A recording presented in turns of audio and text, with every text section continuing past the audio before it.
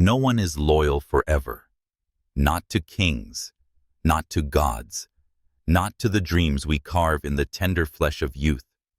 Loyalty is a vow made in sunlight, broken in shadow, and the world does not forgive those who trust it. In the cruel expanse of Westeros and beyond, where thrones are forged in blood and promises cut deeper than swords, Daenerys Targaryen was born to defy this truth. She was the Stormborn, the unburnt, the breaker of chains, a name that echoed in the hearts of the downtrodden, a flame that promised salvation could rise from ash. Yet even she, the mother of dragons, could not escape the oldest law of power. Ideals are fragile, and those who hold them are the frailest of all. Her story does not begin in the shadowed halls of King's Landing, nor in the ancient splendor of Dragonstone. It begins in exile, in the sun-scorched streets of Pentos, where a girl with silver hair and a fading name clung to the remnants of a dynasty. Daenerys was not born to rule. She was born to survive.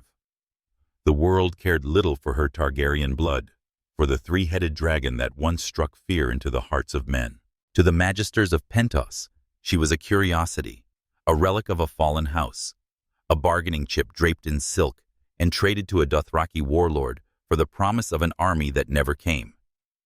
Her brother Viserys saw her not as a sister, but as a key to a crown he believed was his by right.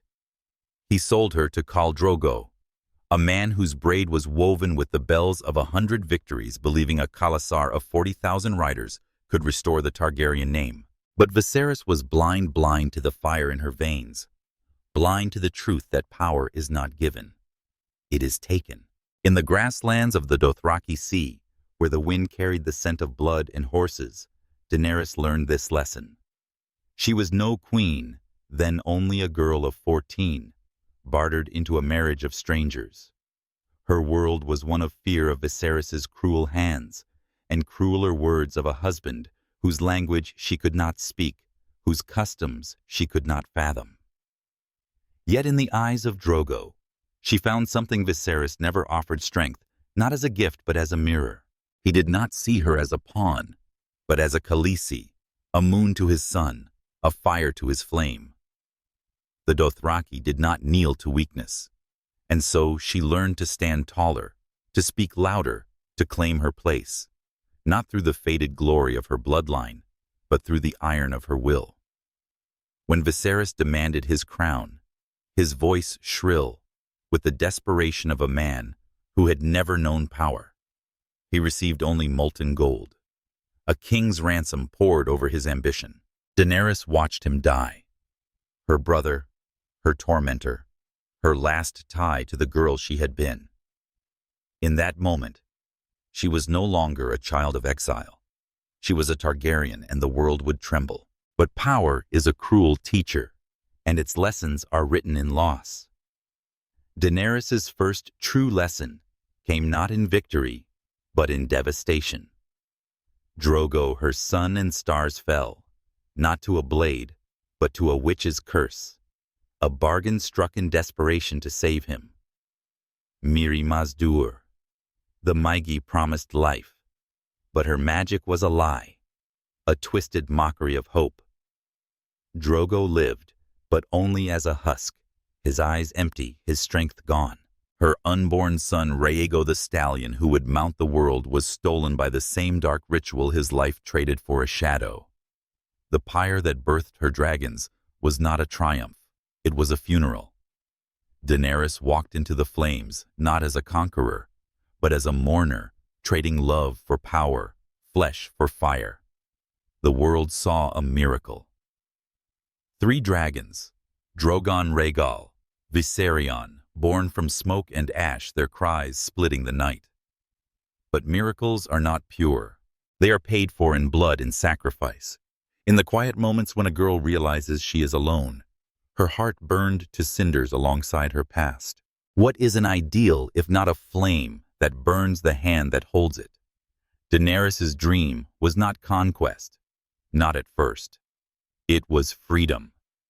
She saw the chains of Slaver's Bay, the whips that scarred the backs of the unsullied, the children crucified to mark the miles to Meereen. She could not look away. Her dragons roared, and her heart answered. She would break the chains, tear down the masters, give voice to the voiceless. In Astapor, she bartered a dragon for an army, only to turn that dragon's fire on the slavers who thought they could own her. In Yunkai, she outwitted the masters, her forces sweeping through their city like a storm. In Meereen, she tore down the great masters' pyramids, declaring an end to slavery. The people called her Misa, their mother, their savior. They lifted her on their shoulders, their voices a chorus of hope. But saviors are not queens, and queens are not saviors. The cities she freed did not stay free. The masters schemed in the shadows. The freedmen starved in the streets. The sons of the harpy struck from the alleys, their daggers a reminder that freedom is not a gift, it is a war. To rule is to choose, and every choice is a betrayal. Daenerys chose justice, but justice is not governance. In Meereen, she crucified 163 masters, an eye for an eye, a life for a life, matching the number of children they had nailed to posts along the road. Yet the blood on her hands did not bring peace. It brought resentment, rebellion, a city teetering on the edge of chaos. She chained her dragons Drogon and Rhaegal, locking them beneath the Great Pyramid, because their fire threatened the very people she swore to protect. Viserion too was confined, his roars echoing in the dark.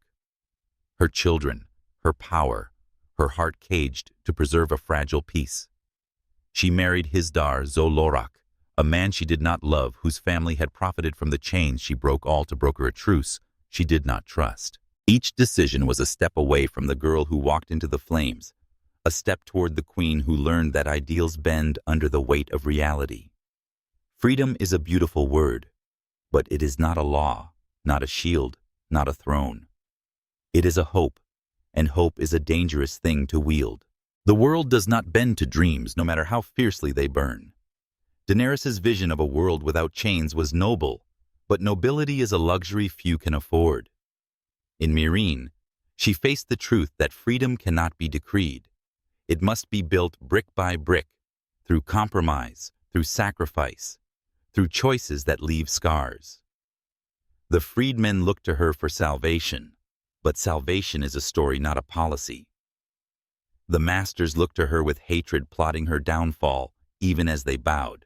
Her advisors, Jorah Mormont, Barristan Selmy, later Tyrion Lannister, urged caution, diplomacy, patience. But Daenerys was not born of caution. She was born of fire, of storm, of a lineage that conquered continents. Her dragons were not merely weapons. They were her soul, her rage, her Targaryen blood calling for conquest. And conquest, even in the name of freedom, leaves ash in its wake. Compare her to Ned Stark, whose honor was a blade that cut his own throat. Ned believed in justice and duty, in a world where good men prevailed. He stood in King's Landing, surrounded by vipers, and thought truth could shield him. It did not. His head rolled on the steps of the Great Sept, his name cursed as a traitor, his house shattered.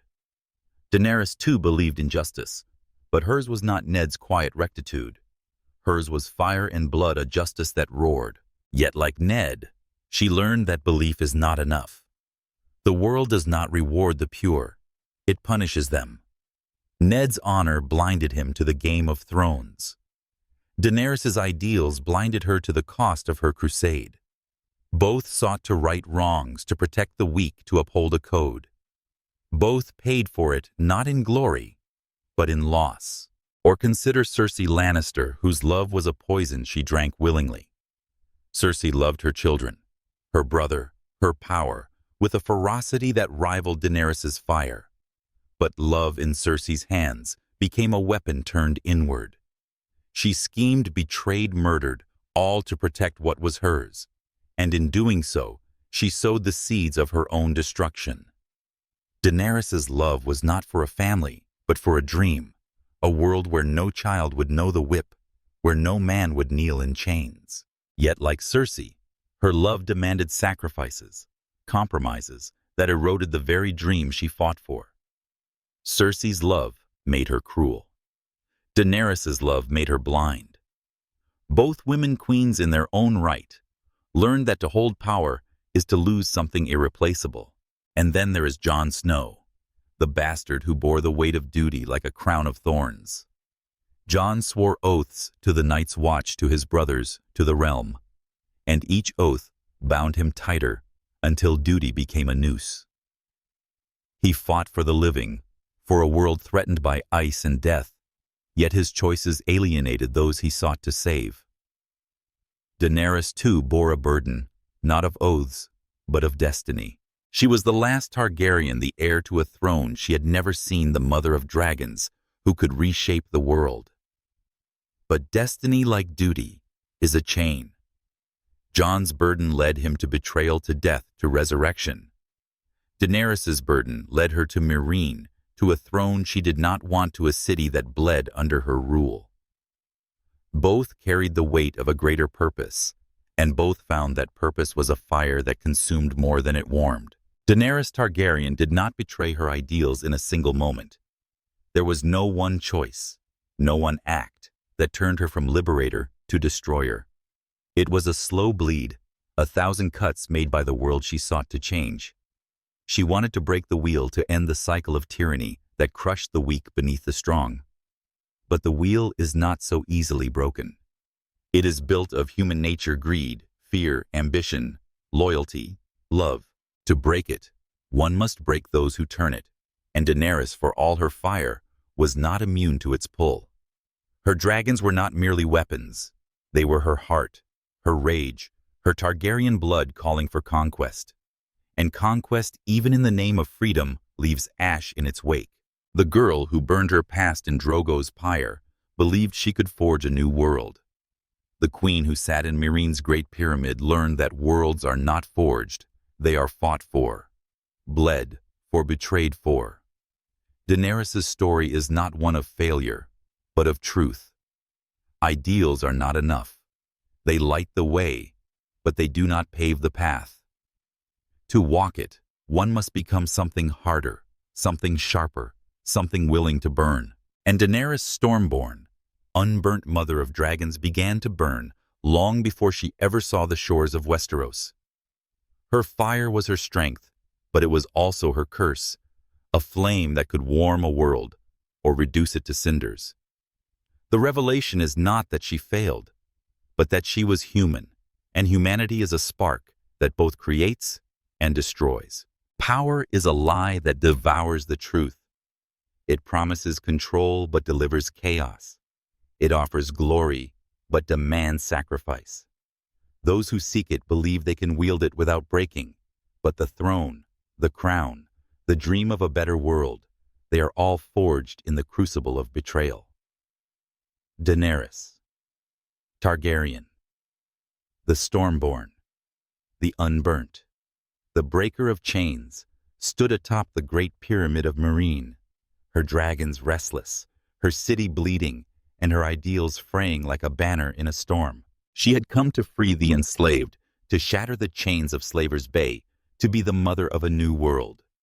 But Meereen was not a dream. It was a mirror reflecting the cost of her fire, the weight of her crown, and the slow erosion of the girl who once believed she could change the world without losing herself.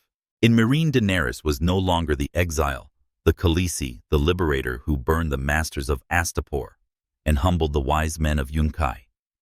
She was a queen, and queens do not conquer, they rule. Ruling is not a battle won with dragonfire or a speech that stirs the heart.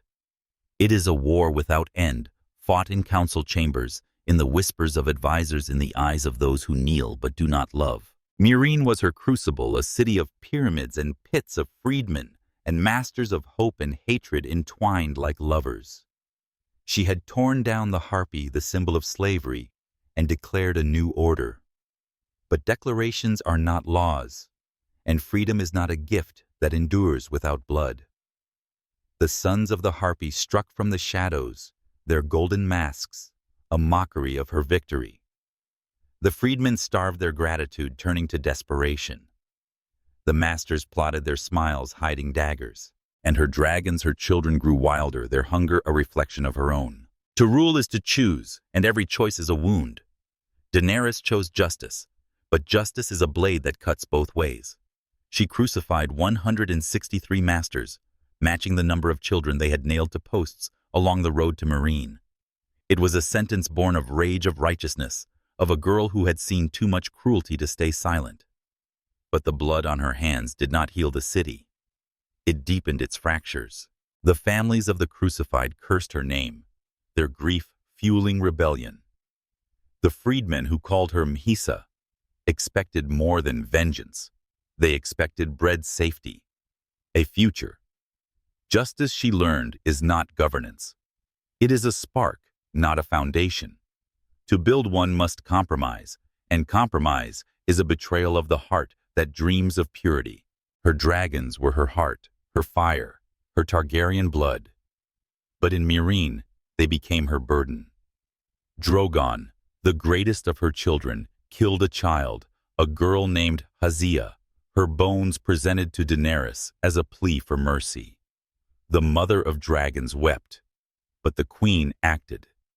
She chained Rhaegal and Viserion beneath the Great Pyramid, their roars echoing in the dark, a sound that tore at her soul. Drogon, too wild to be caged, fled his shadow, a reminder of the power she could not control.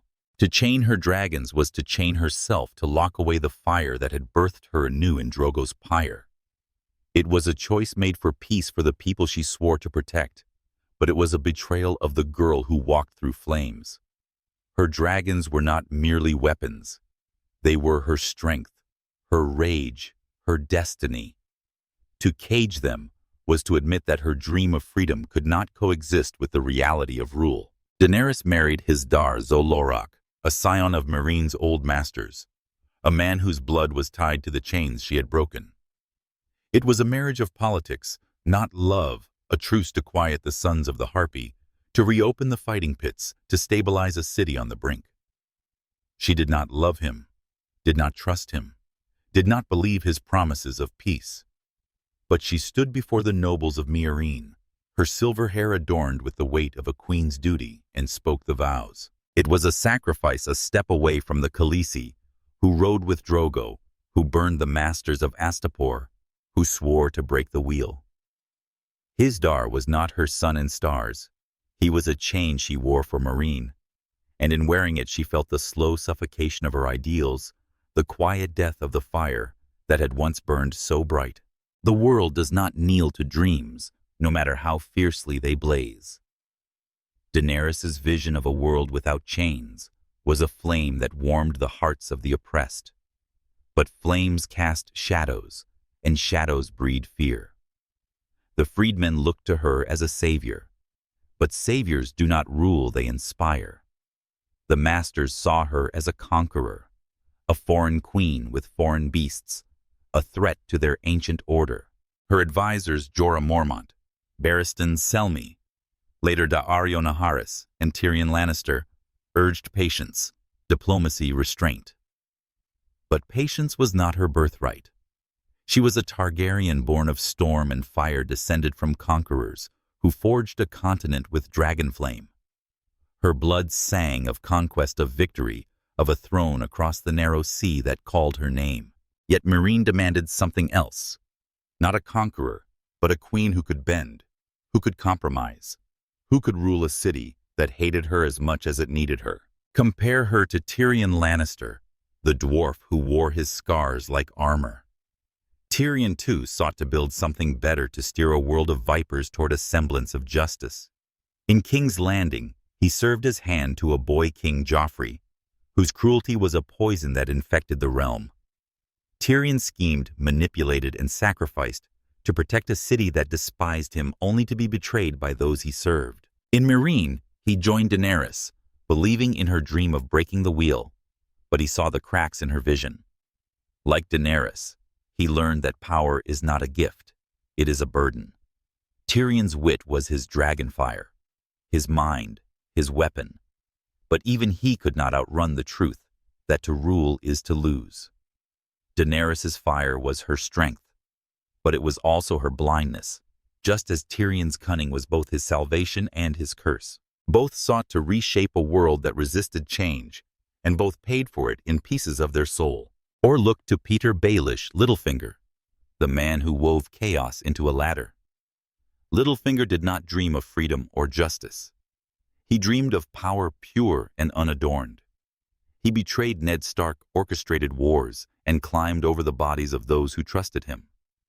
His ideals were not noble, but they were clear, and he pursued them without hesitation. Daenerys, in contrast, dreamed of a world remade, a world where the weak were not crushed beneath the strong. Yet in Meereen, she faced the same truth. Littlefinger embraced. Power demands sacrifice, and sacrifice demands betrayal. Littlefinger betrayed others to climb his ladder. Daenerys betrayed herself to hold her throne. Both learned that the Game of Thrones spares no one, not the schemer, nor the savior. And then there is Sansa Stark, the girl who became a queen through suffering. Sansa, like Daenerys, began as a pawn, a child traded in the games of men. In King's Landing, she learned that beauty is a cage, that trust is a blade turned inward. Her journey was one of survival, of learning to play the game without losing her heart. In Meereen, Daenerys faced a different cage, the expectations of a queen, the demands of a city that saw her as both savior and tyrant. Sansa's strength was her endurance, her ability to bend without breaking. Daenerys' strength was her fire, her refusal to bend. Yet both women learned that to rule is to sacrifice, to choose between the heart and the crown. Sansa's sacrifices were quiet, woven into the fabric of her survival. Daenerys's were loud, written in blood and flame. Both paid a price for power, and both emerged, changed their ideals, tempered by the world's cruelty. Daenerys' struggle in Meereen was not merely a battle for a city. It was a battle for her soul. She wanted to be the breaker of chains, the mother of a new world, but the world does not change without resistance. The sons of the Harpy were not just assassins. They were a symbol of the past, of an order that would not die quietly. The freedmen were not just her people. They were a reminder that freedom is not enough without stability. Her dragons were not just her power. They were her heart, her rage, her Targaryen blood, that whispered of conquest even as she sought peace. Every choice she made, crucifying the masters, chaining her dragons, marrying Hisdar, was a step away from the girl who walked into the flames, a step toward a queen who learned that ideals are not a shield, but a weight. The fighting pits of Meereen were her final test. She reopened them against her heart to honor the traditions of a city she did not understand. She sat in the great pit of Daznaq, surrounded by nobles and freedmen, watching men bleed for sport, her face a mask of duty. It was a compromise, a betrayal of the girl who hated cruelty, who swore to end suffering. And then, Drogon came, his shadow darkening the sky, his roar a call to the fire within her. The sons of the Harpy struck their daggers, gleaming their masks, a reminder that peace was a lie. Daenerys did not flee. She climbed onto Drogon's back, and he carried her into the sky, away from Meereen, away from the chains of queenship, away from the compromises that had bound her.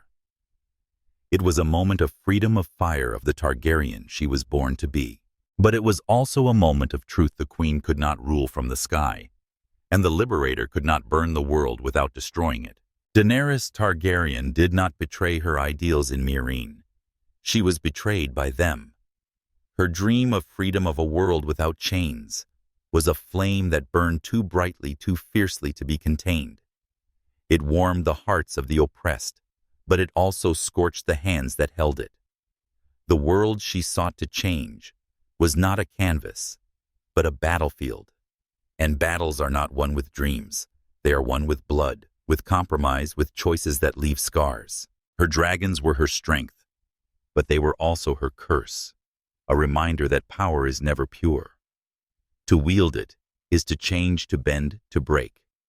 And Daenerys, for all her fire, was not immune to this truth. The revelation is not that she failed, but that she was mortal. Ideals are not a crown one wears. They are a burden one carries. They light the way, but they do not pave the path. To walk it, one must become something harder, something sharper, something willing to burn. In Meereen, Daenerys learned that queenship is not conquest, it is sacrifice. She sacrificed her dragons, her heart, her dreams, not because she was weak, but because she was human. And humanity is a spark that both creates and destroys a flame that warms until it consumes. Daenerys, stormborn, unburnt mother of dragons, was not a god. She was a woman, and the world does not forgive those who dare to dream of changing it. Destiny is a chain forged in fire, not gold. It binds the heart, the will, the soul, promising glory, while tightening its grip until breath falters. Those who chase it believe they can outrun its weight, but destiny does not free, it consumes. Daenerys Targaryen, storm-born, unburnt breaker of chains, soared above Meereen on Drogon's back, her silver hair streaming like a banner of war, her heart pounding with the rhythm of wings. She had fled a city that crowned her queen yet caged her spirit, a city where her dream of freedom had buckled under the weight of compromise. Meereen was behind her, its pyramids fading into the haze, but the world ahead was no kinder. The grasslands of the Dothraki Sea awaited a place where her story began, where a girl became a Khaleesi, where the seeds of her ideals were sown. But the Daenerys who returned was not that girl. She was a queen, a mother of dragons, a Targaryen whose blood sang of conquest, and the fire within her was no longer a beacon. It was a blaze. Meereen had tested her, broken her, reshaped her. She had come to Slaver's Bay as a liberator, her dragons roaring for justice, her heart set on breaking the chains that bound the weak. She had torn down the masters, freed the enslaved, declared a new world. But Meereen did not kneel to declarations. It bled.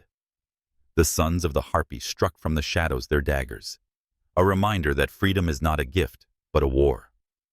The freedmen starved their gratitude, turning to despair. Her dragons, her children grew wild, their hunger a mirror of her own.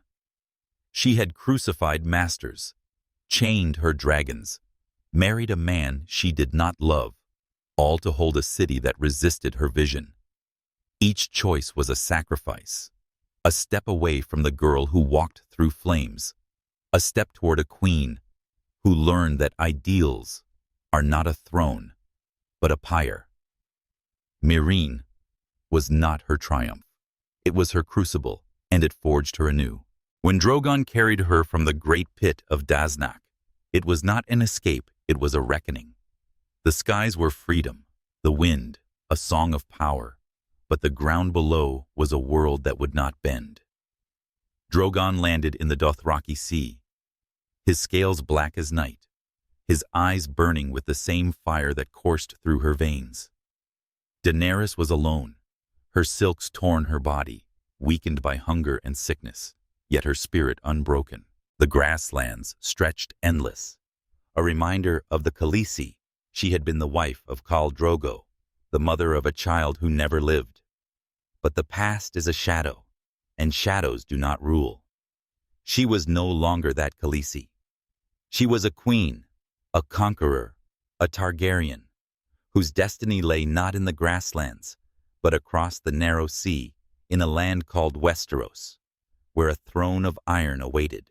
The Dothraki found her a Khalasar, led by Khal Drogo, a man who had served Drogo, but owed her nothing. To them, she was not a queen, not a breaker of chains, but a woman alone, a prize to be claimed. They took her to Vaes Dothrak, the city of the Dosh Khaleen, where widows of Khals were destined to live out their days in prayer and prophecy. The Dothraki revered tradition, their laws written in blood and hoofbeats, and a widowed Khaleesi had no place leading men. They saw her dragons as omens, her silver hair as a curiosity, but they did not see her fire. Not yet. Daenerys stood before the Dosh Khaleen. Her hands bound her fate in the hands of men who measured power in riders and blades. But Daenerys Targaryen was not born to kneel. She had walked through flames, birthed dragons, toppled cities. She would not bow to tradition, to men, to a world that sought to chain her. In Vias Dothrak, Daenerys faced a choice: submit to the Dosh Khaleen and live as a shadow of her past, or reclaim her destiny and burn the world that opposed her. The girl who had wept for Drogo, who had mourned her son Rhaego, might have chosen submission, seeking peace in the quiet of defeat. But that girl was gone, burned away in the pyre that birthed her dragons, tempered by the trials of Meereen. The woman who stood in the temple of the Dosh Khaleen was a queen, a conqueror, a Targaryen, whose blood whispered of fire and blood. She chose fire. She lured the Khals into the temple, their arrogance blinding them to her strength. She barred the doors, set the flames, and stood unyielding as the fire consumed them. The Dothraki watched their voices silent as she emerged from the inferno, unburnt, her dragons at her side, her eyes alight with the power of a god. They knelt, not to a Khaleesi, but to a queen, a conqueror, a force of nature. The Dothraki sea was hers, its riders, her army, its strength, her weapon. But power won through fire is a dangerous thing. Daenerys' triumph in Vias Dothrak was not a victory for freedom, but for conquest. She did not break chains in the temple of the Dosh Khaleen. She forged new ones, binding the Dothraki to her will through awe and fear. Her ideals, once a beacon of hope for the enslaved, were now a flame that burned for her own destiny. She spoke of Westeros, of the Iron Throne, of a world she would remake. But the world she envisioned was no longer one of freedmen and justice. It was one of dragons and dominion.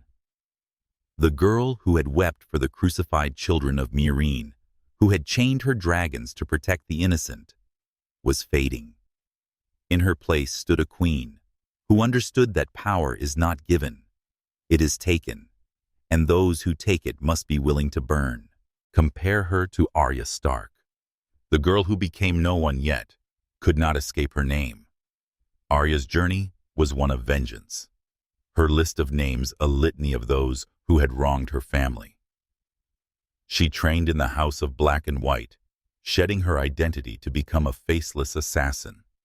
But her heart remained stark, her purpose tied to the north. In Vias Dothrak, Daenerys shed the compromises of Meereen, the chains of queenship, to reclaim her Targaryen fire. Both women faced a choice: to lose themselves in the roles the world demanded, or to embrace the truth of who they were. Arya chose her name, her family, her vengeance. Daenerys chose her blood, her dragons, her destiny. But both paid a price, for to embrace one's truth is to forsake the parts that cannot survive the fire. Arya's vengeance left her scarred, her humanity frayed. Daenerys' conquest left her ideals in ashes, her dream of freedom consumed by the flames of power. Or consider Jaime Lannister, the Kingslayer, whose honor was a lie he told himself. Jaime swore oaths to protect the king, to serve the realm, to love his sister, and broke them all, not for glory, but for necessity. He killed Daenerys Targaryen to save a city, yet wore the stain of betrayal as a cloak. In Vias Dothrak, Daenerys broke the laws of the Dothraki, not for freedom but for power, burning the Khals to claim their Khalasar. Both acted not out of purity, but out of conviction, believing their choices would reshape the world. Jaime's act saved lives, but damned his name. Daenerys' act won her an army, but shifted her path from liberator to conqueror. Both learned that power is not a crown, but a scar, a mark that changes the wearer forever. And then there is Bran Stark, the boy who became the three-eyed raven, whose destiny was not a throne, but a vision. Bran saw the past, the present, the future, his mind, a tapestry of time itself. He sacrificed his humanity, his heart, to become something greater, something that could guide the world. Daenerys too was driven by a vision, not of time, but of a world remade, a world without chains. In Vias Dothrak, she embraced her destiny not as a queen of Meereen, but as a Targaryen conqueror. Both Bran and Daenerys lost pieces of themselves to their purpose. Bran his emotions, Daenerys her compassion. Both became something more than human, yet less than whole. Their destinies were chains binding them to a path that demanded sacrifice, and neither could escape the truth that to change the world is to lose the self. Daenerys' return to the Dothraki was not a homecoming. It was a transformation. The Khaleesi who had ridden with Drogo, who had dreamed of a child who would unite the world, was gone. In her place stood a queen whose fire was no longer a tool, but a creed. She spoke of Westeros, of the Iron Throne, of a legacy her ancestors had forged with dragon flame. But the Westeros she dreamed of was not a land of freedmen, of justice, of broken wheels. It was a land that would kneel as the Dothraki knelt, as Meereen had knelt, as the world would kneel. Her ideals, once a flame that warmed the oppressed, were now a blaze that consumed all in its path. She did not see it, not yet. She saw only the throne, the destiny, the fire that had carried her through exile, loss, and betrayal. The Dothraki followed her, not because they believed in her dream, but because they feared her power. Her dragons were not symbols of hope, but weapons of terror. Their shadows a reminder that defiance meant death. The Khalasar was not an army of the free, but an army of the conquered, bound to her by the same awe that had once bound them to Drogo. Daenerys did not break chains in Vias Dothrak. She forged new ones, chains of loyalty, of fear of fire. Her triumph was not a victory for her ideals, but a step toward a truth she could not yet face. Power changes the wielder, and those who wield it become what they once despised. The world does not bend to visionaries, no matter how fiercely they burn. Daenerys' dream of a world without chains was a spark that ignited hope. But hope is a fragile thing, easily consumed by the flames of ambition. In Vias Dothrak, she reclaimed her fire, her Targaryen blood, her destiny. But in doing so, she left behind the girl who had wept for the innocent, who had chained her dragons to protect a city, who had believed freedom could be won without conquest. The queen who emerged from the flames was not a liberator, but a conqueror. Her heart hardened by the trials of Meereen, her path set by the call of a throne she had never seen. The revelation is not that Daenerys abandoned her ideals, but that they were never enough. Ideals are a flame that lights the way, but the path is paved with blood, with sacrifice, with choices that scar the soul. To walk it, one must become something greater, something harder, something willing to burn. In Vias Dothrak, Daenerys became that queen, a Targaryen, whose fire was both her strength and her doom. She was not a savior, not a mother, not a breaker of chains. She was a dragon, and dragons do not free, they rule. The world would kneel, not because it loved her, but because it feared her, and in that fear lay the truth of her betrayal. To wield power is to lose the heart that dreamed of a better world. Victory is a poison sweeter than wine. It fills the heart with fire, blinds the eyes to scars, and whispers that the world can be yours if you are willing to burn it. But every triumph carries a shadow, a debt that lingers long after the cheers fade. Daenerys Targaryen, storm-born, unburnt breaker of chains, stood amidst the ashes of Vias Dothrak, her dragons circling above the Dothraki, kneeling before her like a sea of bowed heads. She had burned the Khals, shattered their traditions, and claimed their Khalasar, not through mercy, but through fire. The girl who once dreamed of freeing the chained was now a queen who forged loyalty in flames, her ideals bending under the weight of a destiny that called her across the narrow sea. Meereen awaited her return, a city she had left in chaos, and beyond it lay Westeros, the land of her birth, where the Iron Throne stood as both her birthright and her curse. But the path to power is not paved with dreams. It is littered with the bones of those who believed they could wield it without breaking. Vias Dothrak was not a triumph of freedom, but a coronation of conquest. Daenerys had not liberated the Dothraki. She had bound them to her will, their loyalty forged in the terror of her dragons and the awe of her unburnt flesh.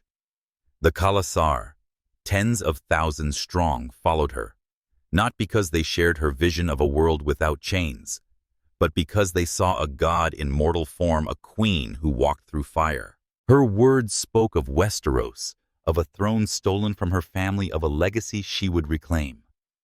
But the Westeros she envisioned was not a land of justice, of freedmen, of broken wheels. It was a land that would kneel as the Dothraki knelt, as Meereen would kneel, as the world must kneel before the Mother of Dragons. Her ideals, once a flame that warmed the oppressed, were now a blaze that consumed all in its path, and she did not yet see the ashes she left behind. Her return to Meereen was a storm. The city had not healed in her absence. The sons of the Harpy grew bolder, their daggers staining the streets with blood. The masters of Yunkai and Astapor, once humbled by her fire, had rallied their fleets besieging the city, their armies demanding the return of their chains.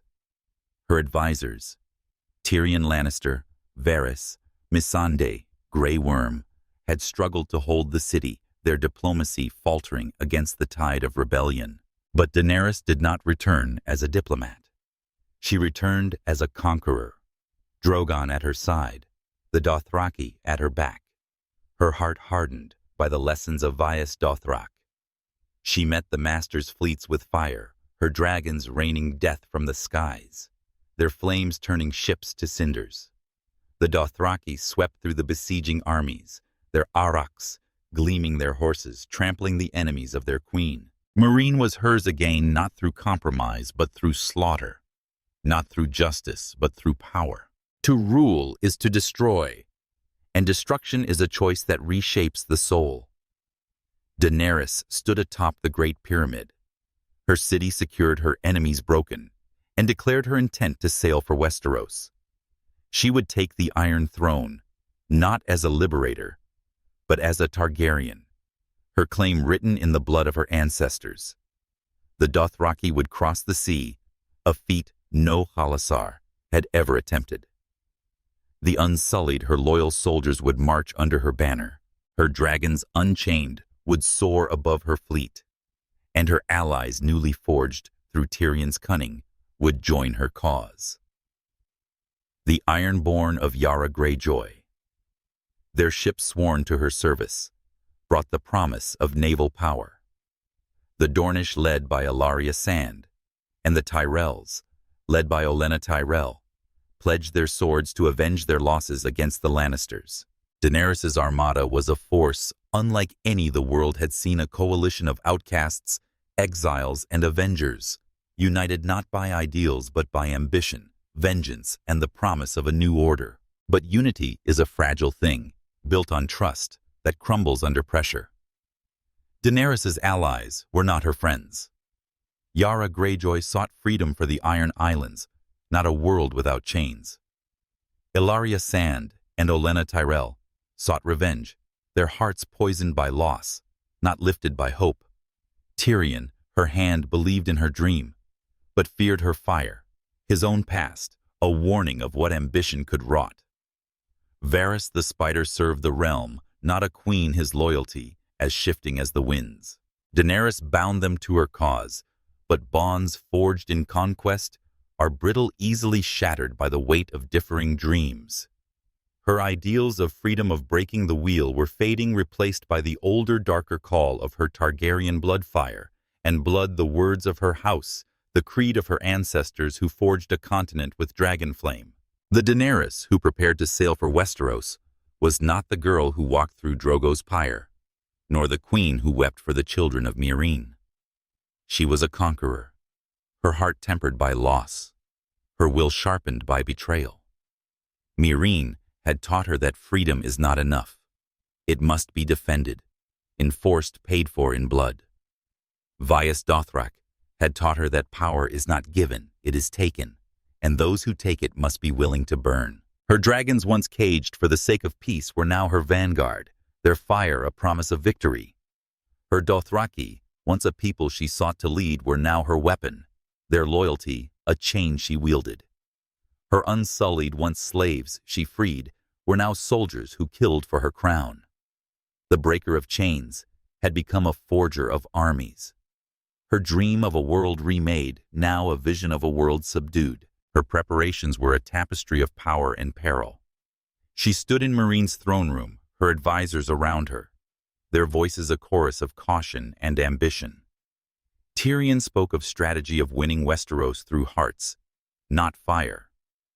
Varys whispered of spies of lords who might bend the knee. Missandei, her voice of compassion, urged her to remember the freedmen, the people who called her Misa. Grey Worm, her shield, pledged his life to her cause. But Daenerys's heart was elsewhere across the sea, where the Iron Throne weighted its swords, a symbol of her birthright, its weight a curse. She spoke of breaking the wheel of a world where the weak were not crushed, but her eyes burned with a different truth. The throne was her destiny, and destiny demands sacrifice. The world does not yield to visionaries no matter how fiercely they burn. Daenerys's dream of a world without chains was a flame that had once warmed the hearts of the oppressed, but flames cast shadows, and shadows breed fear. Her allies followed her, but not for her ideals. The Dothraki saw a god, the Unsullied, a commander, the Ironborn, a path to freedom, the Dornish and Tyrells a sword for vengeance. Her advisors served her, but their loyalty was not pure. Tyrion doubted Varys schemed, and even Jorah, her exiled knight returned, bore the weight of his past. Meereen was secure, its chains broken, but the city did not love her. It feared her, its people whispering of dragons of fire, of a queen who ruled through terror. The lessons of Meereen of Vaes Dothrak were clear. Power is not a gift, it is a blade, and those who wield it bleed. Compare her to Cersei Lannister, the queen who sat on the Iron Throne, her crown a cage of her own making. Cersei's power was built on fear, her love a poison that consumed her children, her brother, her soul. She burned the great sept of Baelor, her enemies reduced to ash, her rule secured through terror. Daenerys too burned her enemies, her dragons a force no army could withstand. Both women wielded power as a flame, their strength a beacon to their allies, a warning to their foes. But Cersei's fire was born of desperation, her heart closed to all but her own.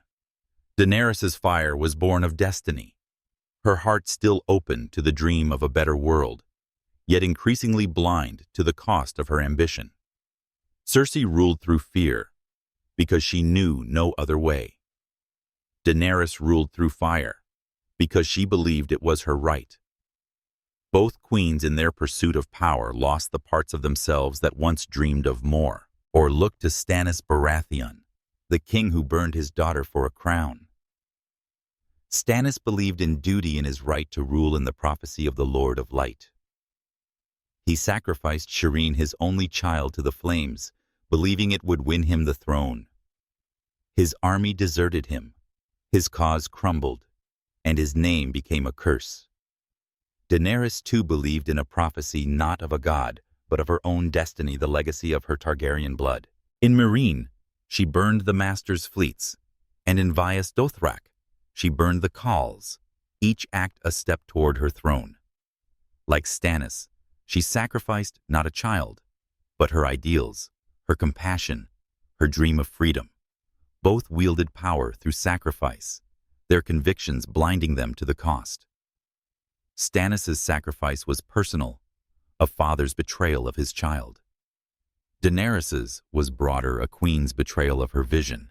Both believed their cause was just, but justice is a lie that devours those who chase it. And then there is Theon Greyjoy, the turncloak, who sought to be both Stark and Greyjoy, yet belonged to neither. Theon betrayed Robb Stark, his brother, in all but blood to claim a crown he could not hold. His ambition led to ruin, his identity shattered by the choices he made.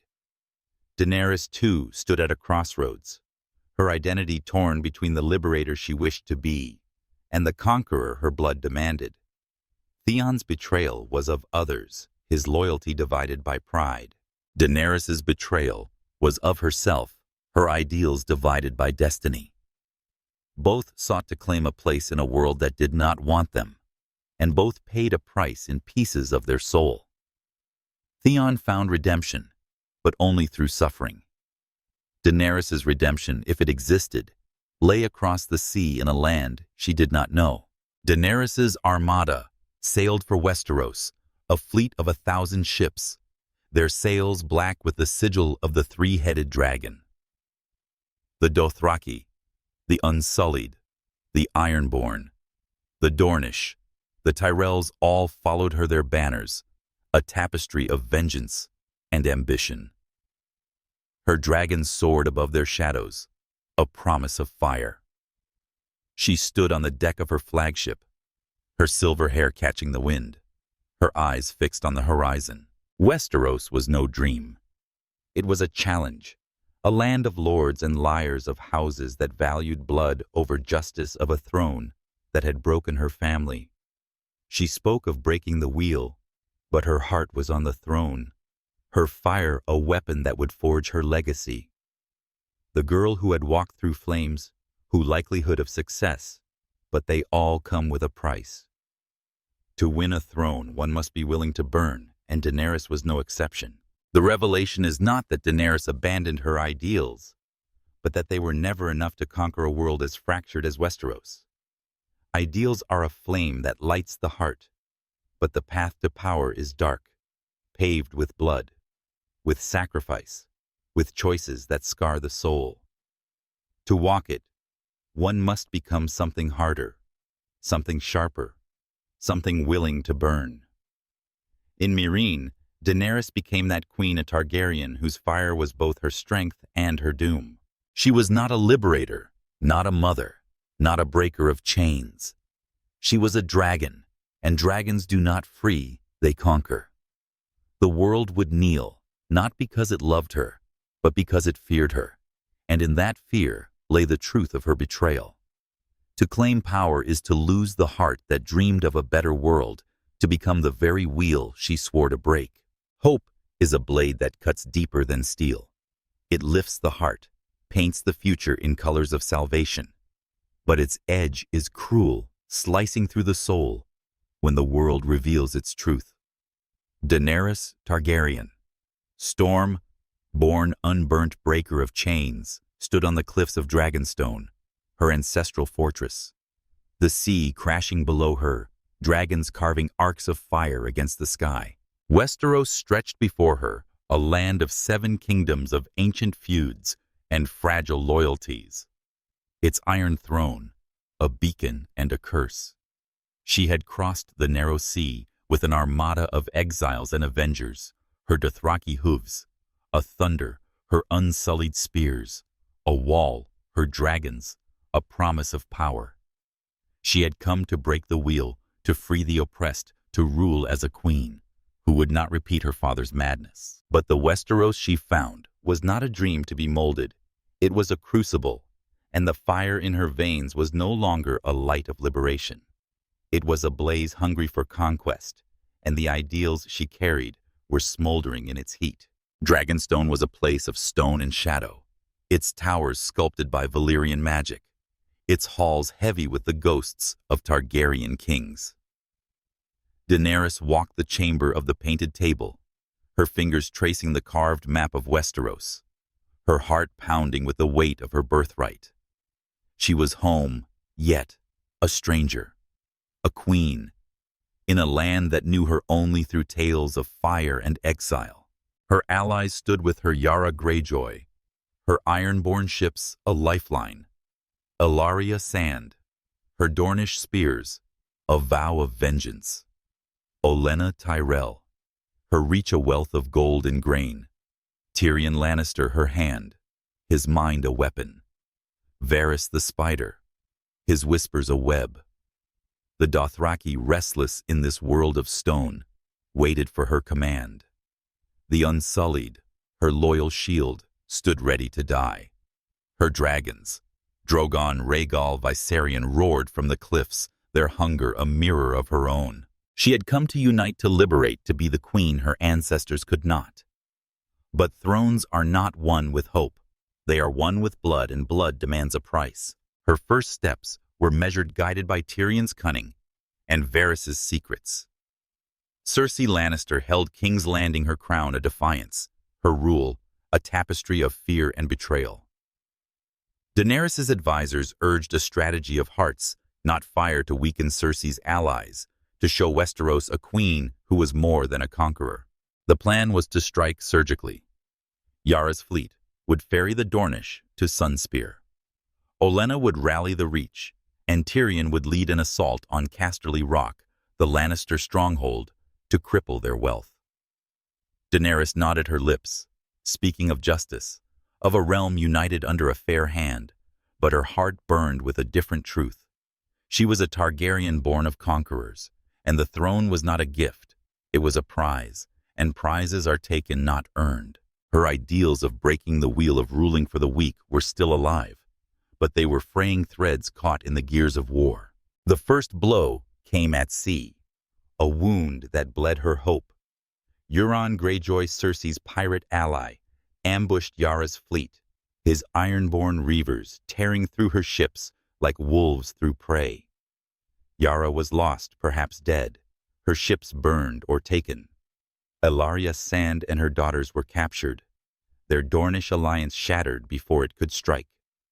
The news reached Dragonstone like a storm, and Daenerys' eyes blazed with rage. She stood in the war room, her voice sharp, proposing to unleash her dragons to burn Euron's fleet, to storm King's Landing, and end Cersei's reign in a single stroke of fire.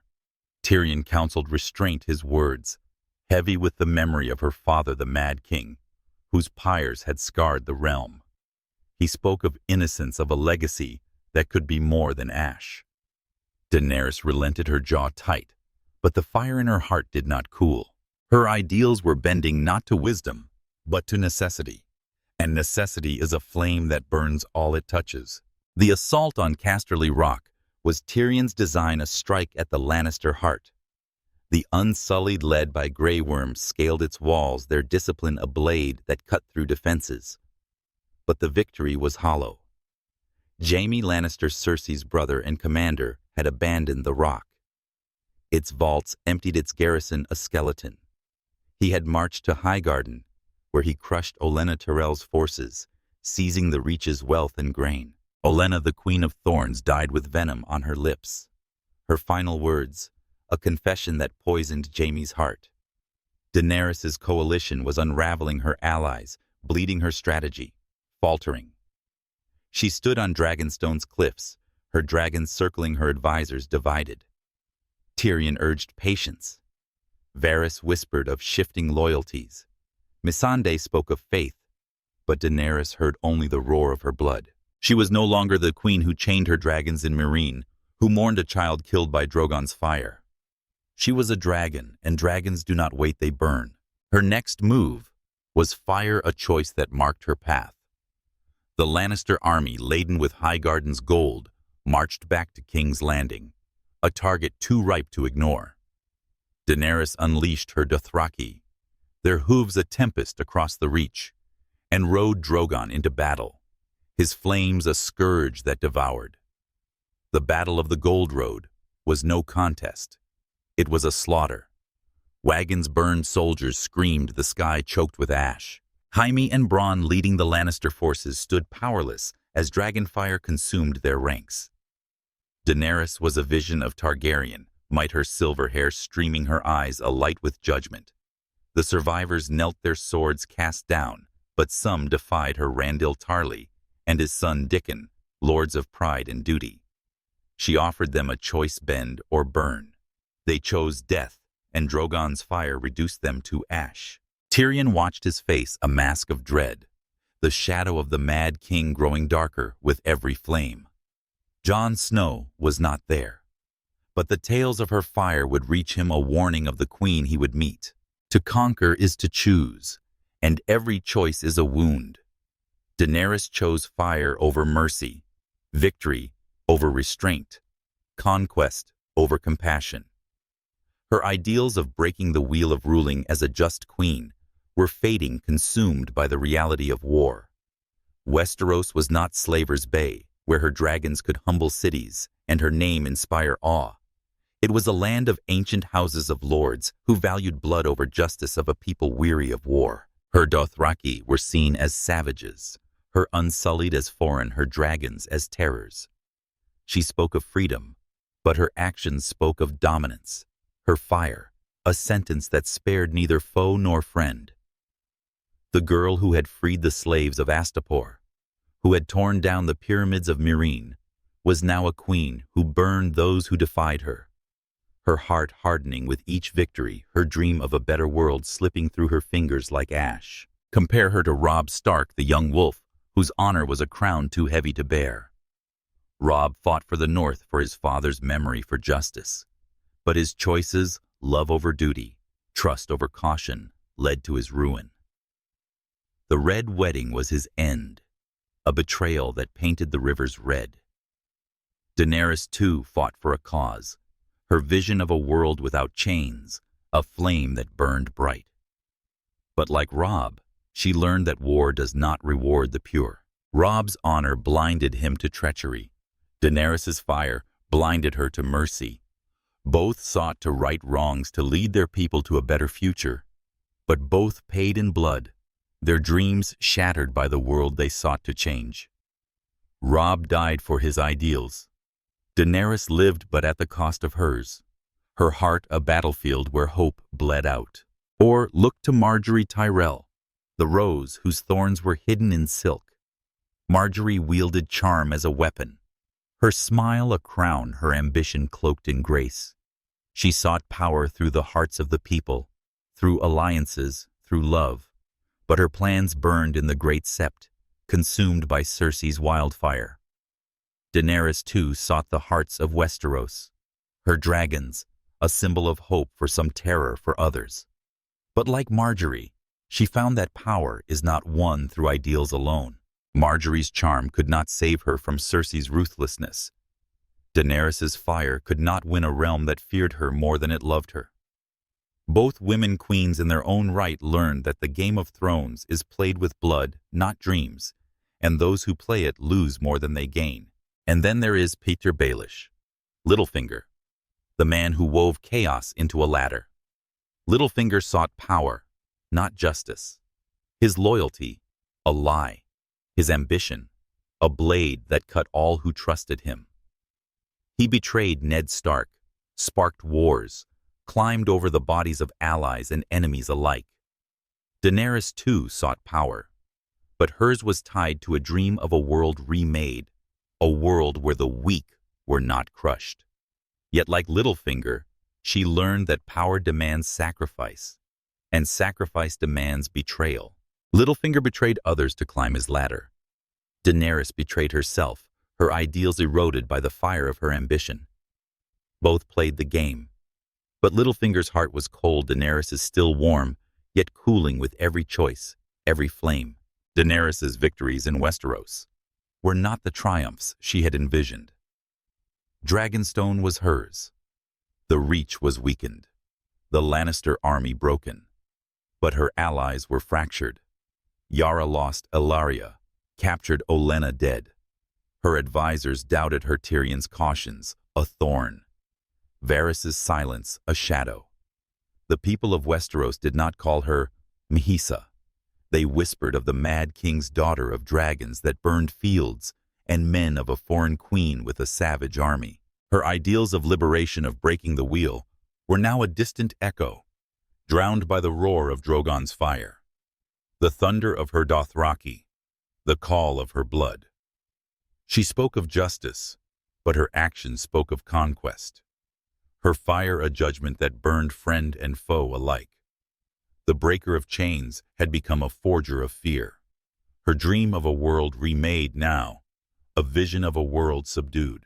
The revelation is not that Daenerys lost her ideals, but that they were never enough to hold a world as broken as Westeros. Ideals are a spark that lights the heart, but the path to power is paved with ash, with choices that scar the soul. To walk it, one must become something harder, something fiercer, something willing to burn. In Westeros, Daenerys became that queen, a Targaryen, whose fire was both her strength and her doom. She was not a liberator, not a mother, not a breaker of chains. She was a dragon, and dragons do not free, they conquer. The world would kneel, not because it loved her, but because it feared her. And in that fear lay the truth of her betrayal. To claim power is to forsake the heart that dreamed of a better world to become the very wheel she swore to break. Sacrifice is a debt that power demands in blood. It carves the heart, offers victory at the cost of the soul, and leaves scars that whisper of what was lost. Daenerys Targaryen, storm-born, unburnt breaker of chains, stood in the war-torn halls of Dragonstone, her dragons aflame against the gathering storm, her armies a shield against a fracturing realm. Westeros was no longer a land of dreams, of wheels to be broken, but a crucible where fire met ice, where the living faced threats both mortal and eternal. She had come to claim the Iron Throne, to forge a world where the weak were not crushed, but her victories, Dragonstone, the Gold Road, had marked her as a conqueror, not a liberator. Now, a new figure stood before her, Jon Snow, king in the north. A man whose honor was a chain, whose loyalty was a burden. Their alliance was a spark, but sparks ignite flames, and flames consume all they touch, leaving only ash where hope once burned. The Westeros Daenerys found was a tapestry of betrayal and defiance. Her Dothraki were feared as savages, their hooves a terror to the lords of the Reach. Her Unsullied, steadfast and silent, were mistrusted, their loyalty to a foreign queen a mark of suspicion. Her dragons, Drogon, Rhaegal, Viserion, were no longer symbols of hope, but harbingers of destruction. Their fire, a judgment that spared no one. Her coalition was fraying. Yara, Greyjoy's fleet was shattered. Ellaria Sand was lost. Olenna Tyrell was dead. And Tyrion's strategies crumbled against Cersei Lannister's cunning. The people of Westeros did not call her Misa. They whispered of the Mad King's daughter, of fields burned and armies reduced to ash. Her ideals of freedom, of breaking the wheel, were fading, drowned by the roar of her dragons, the thunder of her armies, the call of her Targaryen blood that sang of conquest, not compassion. Jon Snow's arrival at Dragonstone was a collision of fates, a meeting of fire and ice. He came not to bend the knee, but to seek aid. His eyes heavy with the weight of a threat Daenerys could not yet grasp. The Night King, the White Walkers, a darkness that marched from the north. Jon spoke of death, of winter, of a war that dwarfed thrones and crowns, but Daenerys' heart was fixed on King's Landing, on Cersei, on the Iron Throne. That was her birthright. Their first encounter was a clash of wills. She demanded fealty, he offered alliance. Tyrion, her hand urged compromise, his voice a bridge between their stubborn hearts. Varys, ever watchful, saw potential in Jon, a man who led not for power but for duty. Daenerys granted Jon the dragon glass beneath Dragonstone, a gesture of goodwill, but her trust was thin. She was a queen, not a savior, and the North's peril was a shadow compared to the throne she sought. Yet Jon's quiet resolve, his scars, his refusal to bend, stirred something in her. A flicker of the girl who once freed the Unsullied, who dreamed of a world without chains. Their alliance grew not from love, but from necessity. Jon's warnings of the long night could not be ignored, and Daenerys' dragons were a weapon no army could rival. Tyrion proposed a desperate plan: capture a White from beyond the wall proof, to convince Cersei of the threat, a chance for a truce that could unite the realm against the dead. Daenerys agreed, her mind divided, her heart reluctant. She sailed north with Jon, her dragons at her side, her advisors wary. The mission was a gamble, a test of loyalty, and loyalty is a fragile thing easily broken by the weight of fear and ambition. Beyond the wall, Jon led a band of warriors. Beric Dondarrion, Tormund, Giant's Bane, Jorah Mormont, Gendry, into a frozen hell where the snow hid death with eyes of ice. They found their white a grotesque trophy, but the Night King's army closed in a tide of decay that no sword could hold. Jon sent for Daenerys, a raven carrying his plea, and she answered her dragons a storm of fire against the cold. The battle beyond the wall was a vision of annihilation. Drogon and Rhaegal burned the whites their flames, a roar of defiance, their wings a shield against the dark. Daenerys rode Drogon, her silver hair a banner, her will a blade that cut through the storm. But the Night King was no mortal foe. He stood unmoved, his spear of ice a sentence. Viserion, her golden child, took the blow, his blood staining the snow, his wings folding as he fell. Daenerys's heart broke, her scream, lost in the wind, her rage a furnace that burned hotter than dragon fire. She fled with Jon and the others, Drogon bearing them to safety, but the cost was a wound that would not heal. Viserion, her son, her dragon was gone, and the Night King claimed him. His eyes now blue, his fire a weapon of ice. The loss was more than grief. It was a turning point, a moment where Daenerys' ideals of liberation, of breaking the wheel, buckled under the weight of war, of sacrifice, of a destiny that demanded her soul.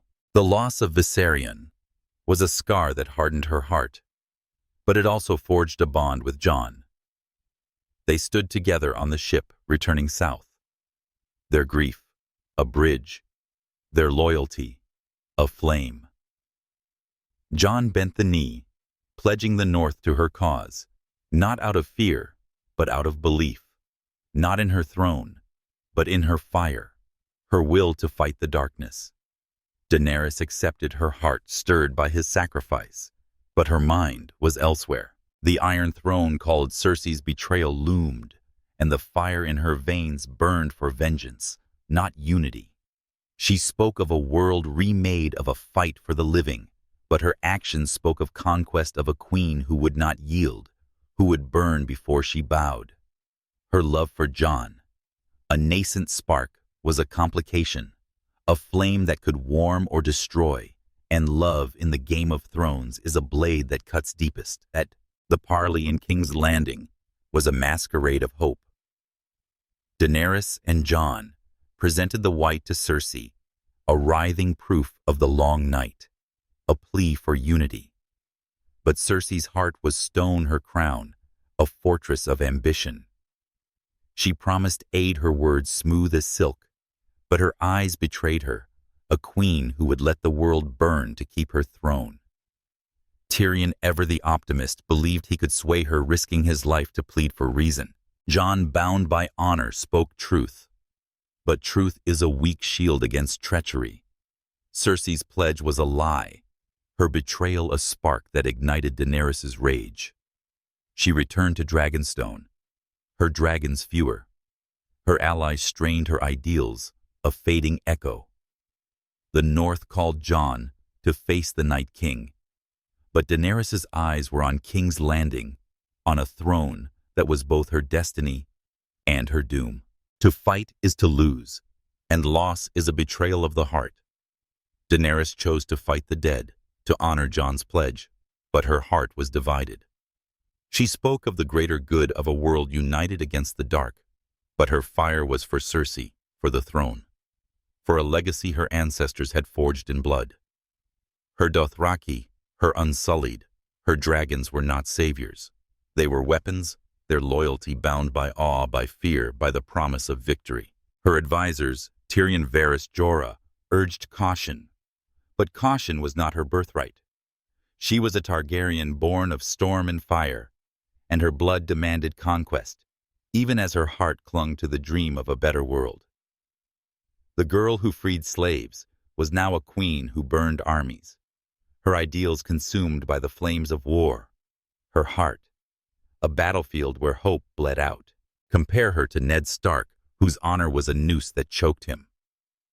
Ned believed in truth and duty in a world where justice prevailed, but his trust in others was his undoing. In King's Landing, he fell to Cersei's treachery, his head taken, his house shattered. Daenerys too believed in justice, but hers was fire, not steel, a justice that roared. Like Ned, she learned that belief is not enough. Ned's honor blinded him to betrayal. Daenerys's fire blinded her to mercy. Both sought to right wrongs, but both paid in loss. Ned his life, Daenerys her ideals. Ned died a martyr. Daenerys lived but as a conqueror, her dream of freedom a casualty of her crown. Or look to Melisandre, the priestess who saw visions in the flames. Melisandre believed in prophecy, in a prince who would save the world, but her faith led to sacrifice, to blood, to Shireen's pyre. Her loyalty to Stannis, to her god, was a chain that bound her soul. Daenerys too believed in a prophecy, not of a god, but of her own destiny, the throne her birthright. Like Melisandre, she sacrificed Viserion, her ideals, her heart to fulfill it. Both women wielded power through conviction, their visions blinding them to the cost. Melisandre's faith faltered when Stannis fell. Daenerys's faltered when Viserion died, but both pressed on their paths paved with ash. And then there is Tormund Giantsbane, the wildling, whose loyalty was a fire that warmed. Tormund followed Jon not for a crown, but for life, for the chance to fight and live free. His heart was true, his sacrifices born of brotherhood, not ambition. Daenerys too sought loyalty, her dream of breaking the wheel, a flame that once warmed the oppressed. But like Tormund, she learned that loyalty is a blade that cuts. Tormund's loyalty cost him his people. Daenerys's cost her ideals. Both fought for a cause, but Tormund's was for survival. Daenerys's for power. Both emerged scarred, their hearts tempered by loss. Daenerys's alliance with Jon was a flame that warmed and burned. They fought for the living, but her heart was on the throne. Her fire a weapon that could save or destroy. The loss of Viserion was not just a wound, it was a warning, a sign that her power was not invincible, that her ideals could not withstand the cold of war. She spoke of breaking the wheel, but her actions spoke of conquest, of a queen who would rule through fear, not love. The breaker of chains had become a forger of loyalty, her dream of a world remade now, a vision of a world subdued. The revelation is not that Daenerys betrayed her ideals, but that they were consumed by the fire of her destiny. Ideals are a light that guides, but the path to power is dark, paved with sacrifice, with choices that scar the soul. To walk it, one must become something fiercer, something willing to burn. In Westeros, Daenerys became that queen, a Targaryen, whose fire was both her salvation and her doom. She was not a liberator, not a mother, not a breaker of chains. She was a dragon, and dragons do not save, they conquer. The world would kneel, not because it trusted her, but because it feared her. And in that fear lay the truth of her betrayal. To wield power is to lose the heart that dreamed of a better world, to become the fire that consumes it. Destiny is a chain that binds the heart to ruin. It whispers of glory, of thrones and legacies, but its links are forged in sacrifice, tightening until the soul bleeds. Daenerys Targaryen. Storm, born unburnt breaker of chains, stood in the frozen heart of Winterfell. Her dragons, a flicker of fire against the snow. Her armies, a fragile shield against the dark. Westeros was no longer a land of crowns and broken wheels. It was a graveyard where the living faced the dead in a war that spared no one. She had come to claim the Iron Throne, to forge a world where the weak were not crushed. But the throne was a distant echo, drowned by the howl of the long night. Her heart, once set on conquest, was now entwined with Jon Snow, a man whose honor was a burden, whose love was a blade. Their bond was a flame, But flames cast shadows, and shadows devour all they touch. The North was a land of ice and memory. Its people forged in hardship, their loyalty, a fire that burned for their own. Daenerys arrived at Winterfell with her Dothraki, her Unsullied, and her dragons Drogon and Rhaegal, their presence a storm in a land that bowed to no outsider. The Northerners did not call her queen. They called her stranger, their eyes cold as the winds beyond the wall. Sansa Stark, Lady of Winterfell, greeted her with steel beneath her, courtesy her loyalty to Jon, a fortress no dragon could breach. Arya Stark, the shadow who walked with death, watched her with eyes that pierced the soul. The Lords of the North Glover, Manderly, Serwyn grumbled their fealty to Jon, a thread stretched thin, their trust in Daenerys, a whisper. She had pledged her forces to fight the Night King, to stand with Jon against the dead, but her heart was divided. The Iron Throne called Cersei's betrayal festered, and the fire in her veins burned for victory, not sacrifice. The battle against the Night King was a crucible, a clash of life and death that stripped away all pretense. Daenerys fought with fire, Drogon and Rhaegal raining flame on the whites, their roars a defiance of the dark. The Dothraki charged their aurochs, gleaming only to be swallowed by the tide of the dead, their screams a fleeting cry in the night. The Unsullied held the line. Grey worms resolve a wall, but the dead were relentless, their cold hands tearing at the living. Jon fought in the snow, his sword a flicker of light, his eyes fixed on the Night King, whose stolen dragon Viserion now breathed blue flame. Daenerys's heart raged at the sight of her lost child, her grief a fuel that fed her fire. She flew Drogon into the storm, her will a blade, her dragons a force that burned the darkness. But fire alone could not win. It was Arya, the shadow in the night, who struck the Night King, shattering his army, ending the long night with a single thrust of steel. The victory at Winterfell was no triumph. It was a slaughter. The dead lay in heaps, the living bled, and the North mourned its losses. Daenerys stood among the survivors. Her dragons weakened her armies, decimated her heart, heavy with the cost. The Northerners hailed Jon as their savior, their king, but their eyes passed over her, the queen who had burned their foes. She had fought for the living, sacrificed her Dothraki. Her Unsullied lost Viserion to the Night King's spear, yet the North did not love her. They feared her, their whispers of dragon fire laced with dread. Her ideals of breaking the wheel of ruling as a just queen were fading, consumed by the reality of war, by the sting of ingratitude, by the fire that burned hotter with every slight. She had come to Westeros as a liberator, but she was a conqueror, her dream of freedom, a shadow in the snow. Jon's love was her anchor, but love is a chain that binds and breaks. Their bond deepened in the North, forged in battle, tempered by loss. They stood together in Winterfell's crypts, their breaths mingling, their hearts entwined. But love in the shadow of power is a fragile thing. The revelation of Jon's true parentage.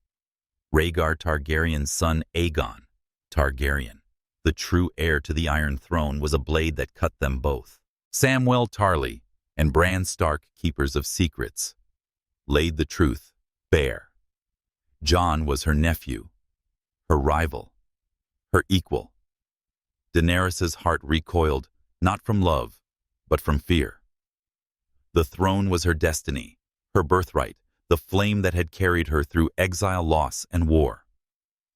Jon's claim threatened it, not because he sought it, but because others would. The North Sansa, the lords of Westeros, they would rally to a man, a Stark, a king, not a foreign queen with dragons and savages. Jon's honor was his curse. He swore to keep his parentage secret, to serve Daenerys as his queen. But secrets are a poison that spreads. He told Sansa Arya, trusting his family, believing in truth. Sansa, ever the player of the game, saw opportunity, a chance to free the North from a queen she did not trust. Varys, the spider, heard whispers. his loyalty to the realm outweighing his oath to Daenerys Targaryen. Her hand wavered, his faith in her shaken by her fire, by the ashes of the Tarleys, by the shadow of the Mad King. Daenerys felt the betrayal not in words, but in glances and silences, in the weight of a crown that grew heavier with each day. Her love for Jon was real, but it was tainted by fear, by ambition, by a destiny that demanded she stand alone. The breaker of chains was now a queen who forged loyalty through fear. Her dream of a world remade, a vision of a world subdued. The march south to King's Landing was a descent into fire. Cersei's betrayal at the parley, her refusal to fight the dead, was a wound that festered.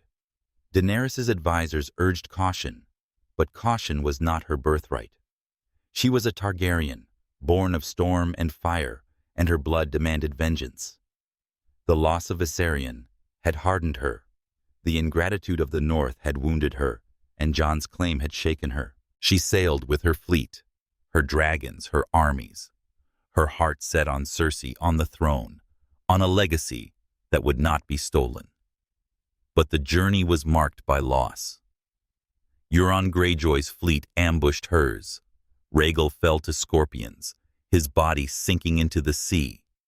Another child torn from her. Missandei, her friend.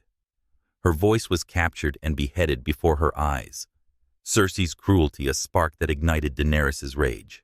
The fire in her veins was no longer a beacon, it was a furnace, and the world would burn before she yielded. To love is to sacrifice, and sacrifice is a betrayal of the heart. Daenerys chose fire over mercy, conquest over compassion, destiny over love. Her ideals of breaking the wheel of ruling as a just queen were ashes now consumed by the reality of war, by the pain of loss, by the fear of betrayal. Westeros was not Slaver's Bay, where her dragons could cow a city into submission. It was a land of loyalty and treachery, of houses that valued blood over justice, of a people weary of queens. Her Dothraki were feared. Her Unsullied mistrusted her dragons, a terror. She spoke of freedom, but her actions spoke of dominance. Her fire, a judgment that spared no one. The girl who had freed the Unsullied, who had wept for the children of Meereen, was now a queen who burned her enemies. Her heart a flame that warmed only herself.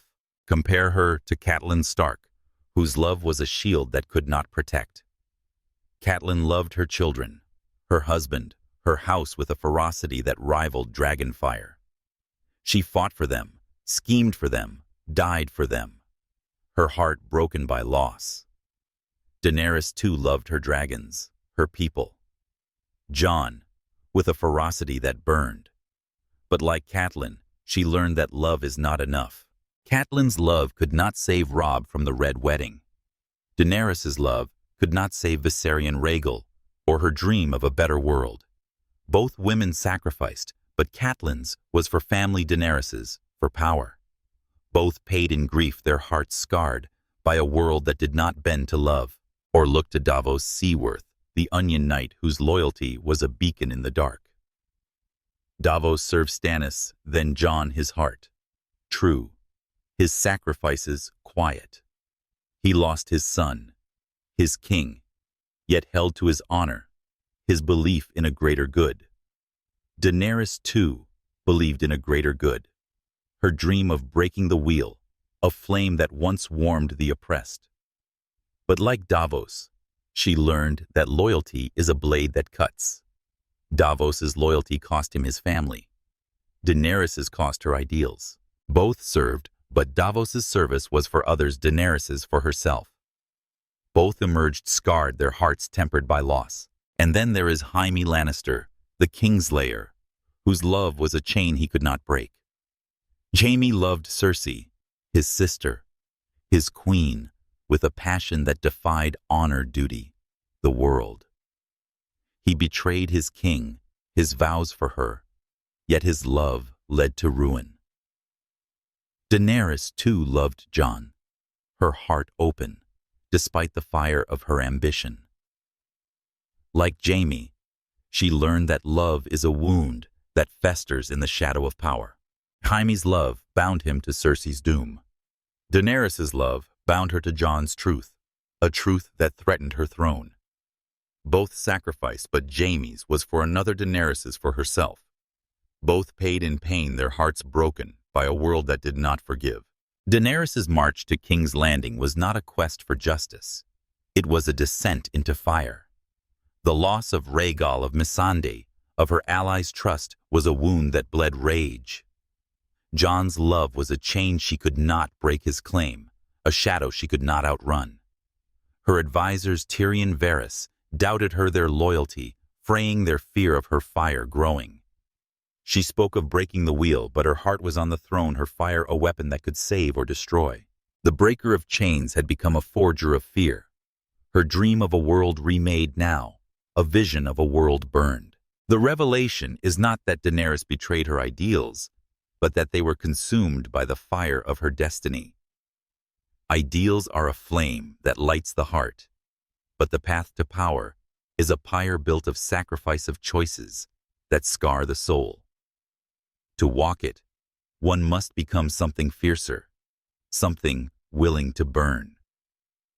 In Westeros, Daenerys became that queen, a Targaryen, whose fire was both her salvation and her doom. She was not a liberator, not a mother, not a breaker of chains. She was a dragon, and dragons do not save, they destroy. The world would kneel, not because it loved her, but because it had no choice. And in that necessity lay the truth of her betrayal. To claim a throne is to lose the heart that dreamed of a better world, to become the fire that consumes it. Fire is a truth that consumes all lies. It promises purification, burns away the chains of the past, but its hunger knows no bounds, devouring hope, love, and the soul that wields it. Daenerys Targaryen, stormborn, unburnt breaker of chains, stood before the gates of King's Landing, her dragon Drogon, a shadow of vengeance against the dawn, her armies, a tide of steel and fury. Westeros was no longer a dream of liberation, of wheels to be broken, but a pyre its people caught in the flames of her destiny. The Iron Throne was within her grasp, its swords a call that drowned out all else. But the path to it was paved with the ashes of her ideals, the blood of her heart. She had come to free the oppressed, to rule with justice, to be the queen her father never was. But the fire in her veins was no longer a beacon. It was a holocaust, and the world would burn before it knelt. King's Landing was a city of wounds, its walls scarred by war, its people weary of crowns. Cersei Lannister held the Red Keep, her rule, a fortress of fear, her wildfire, a silent threat. Daenerys' journey to this moment had been a descent. Viserion lost to the Night King, Rhaegal felled by Euron's scorpions, Missandei beheaded on Cersei's orders. Her coalition was shattered, Yara's fleet gone, Ellaria dead, Olenna's reach plundered. Jon Snow, her love, her rival, bore a claim that threatened her throne, his honor, a chain she could not break. Tyrion, her hand pleaded for mercy, his faith in her crumbling. Varys the Spider betrayed her, his loyalty to the realm a dagger at her back. The North, led by Sansa, whispered of Jon of Aegon Targaryen, the true heir. Daenerys stood alone, her heart a furnace, her rage a storm. The girl who had freed the slaves of Astapor, who had mourned the children of Meereen, was gone, consumed by the fire of her blood, the weight of her crown. The siege of King's Landing was no battle. It was an apocalypse. Cersei's defenses crumbled under Drogon's fire, her scorpions useless, her golden company swept aside by the Dothraki's charge and the unsullied spears. The bells rang, signaling surrender, the city kneeling as Daenerys had always demanded. Tyrion's eyes begged for restraint. Jon's heart pleaded for mercy. But Daenerys saw only Missandei's blood, Cersei's defiance, the betrayals that haunted her. She unleashed Drogon his flames, a verdict that spared no one. Streets burned, towers fell. The innocent screamed as fire consumed them. Men, women, children, none were spared their lives. Ash in the wind. The Red Keep collapsed. Cersei and Jaime, buried in its ruins. Their love, a fleeting shadow against the inferno. Daenerys did not conquer King's Landing. She raised it, her fire a judgment, her throne a pyre. The Iron Throne was hers, its swords cold beneath her touch. She walked through the ruined hall, snow falling through the shattered roof, her footsteps echoing in a city of ghosts. The Dothraki hailed her, their voices, a roar of triumph. The Unsullied stood, as her shield, their spears a wall. But the people of Westeros did not cheer. They cowered, their eyes filled with terror, their whispers of the Mad King now a scream. Daenerys spoke of a new world, of breaking the wheel of a reign that would stretch from Westeros to Essos, from Lys to Qarth, until all knelt before her fire. But her words were hollow, her vision one of dominion, not liberation. Her ideals of freedom, of justice, were ashes, now consumed by the reality of conquest, by the pain of loss, by the fear that drove her to burn. The breaker of chains had become a queen of ash. Her dream of a world remade a nightmare of flame. Jon Snow was her last anchor, his love a chain she could not break. He stood before her in the throne room, his heart torn, his honor a burden. He loved her, but he saw the truth. Her fire was no longer a light, but a curse, a shadow of the Mad King's madness. Tyrion, imprisoned for freeing Jaime, urged Jon to act his words, a warning of a world burned. Varys, executed for his treason, had sown the seeds of doubt, his death a spark that ignited Jon's resolve. Sansa in the north plotted for her people, her loyalty to Jon, a blade aimed at Daenerys' crown. Arya, the shadow, watched, her dagger ready. Jon faced Daenerys, his love real, his fear deeper. She spoke of a world united, of a destiny they could share, but her eyes were fire, her heart a throne. He kissed her, his love a farewell, and drove a dagger into her heart. Daenerys felt her blood pooling on the stone, her dream dying with her. Drogon, her last child, roared, melting the Iron Throne in grief, carrying her body into the sky, a final flight into legend. Daenerys' death was no victory. It was a tragedy, a mirror of the world she sought to change. The Seven Kingdoms did not heal. They fractured the wheel, unbroken, the powerful still crushing the weak. Bran Stark was named king, a raven who saw all but felt little.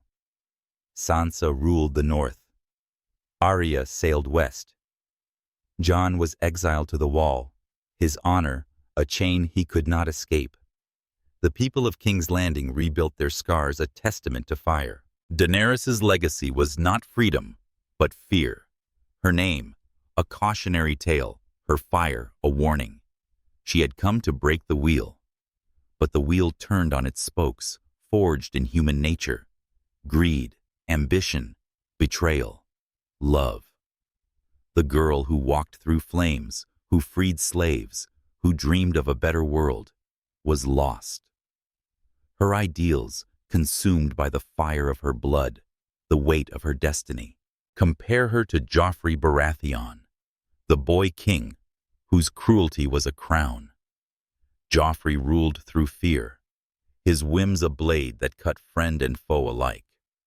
He died choking his tyranny, a poison that killed him. Daenerys too ruled through fire, her dragon, a force that broke cities. Like Joffrey, she believed her power was her right, her destiny a shield. But Joffrey's cruelty was petty, his heart closed to all but himself. Daenerys' fire was born of pain, of loss of a dream that once warmed the oppressed.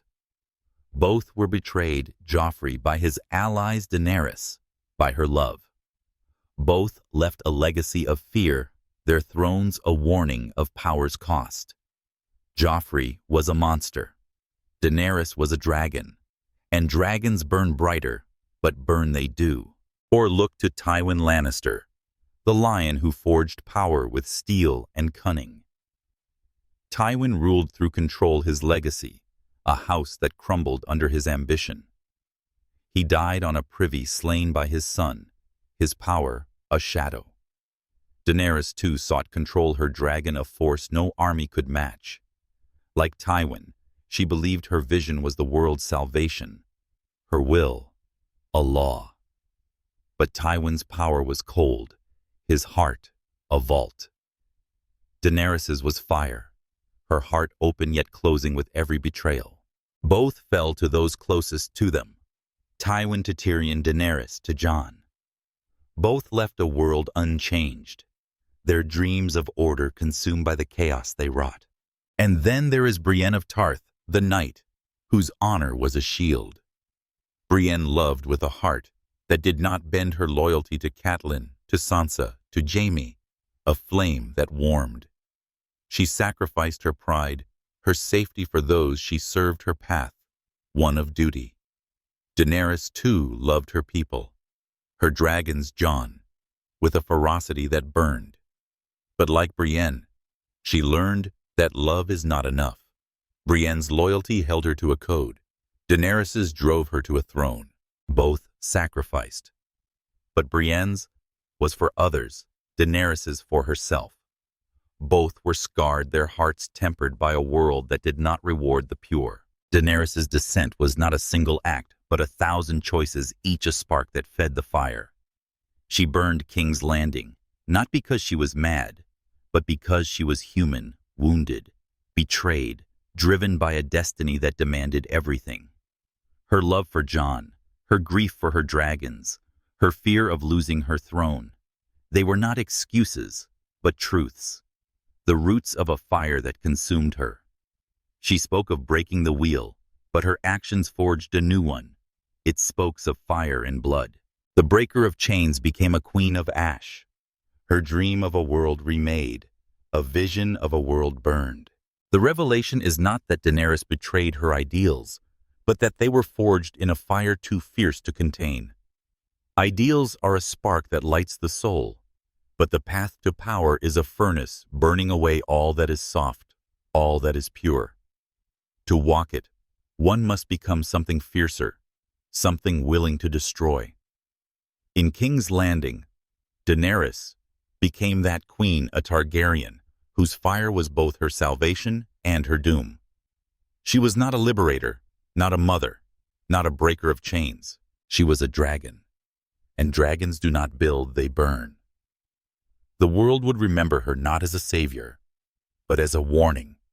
And in that warning lay the truth of her betrayal. To claim a throne is to lose the heart that dreamed of a better world, to become the fire that consumes it, leaving only ash where hope once stood.